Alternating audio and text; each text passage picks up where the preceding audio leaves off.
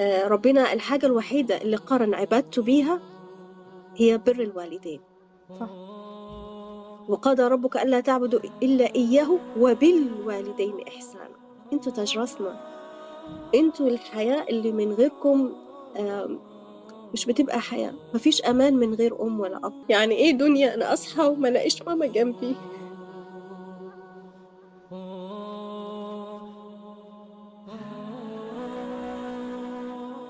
هو الحقيقة الكلام دايمًا عن الأب والأم بيبقى صعب إن أنتِ تمسكي دموعِك. أنا أمي بالنسبة لي، وأتمنى لكل ابن وبنت، أمي دي الجنة اللي أنا عايشاها في الأرض قبل ما أعيشها في الجنة يا رب.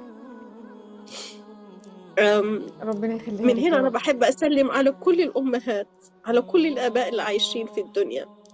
ما تحرموناش من دعاكم، ما تحرموناش من وجودكم. أنتم أبدًا، أبدًا، أبدًا دوركم ما بينتهي.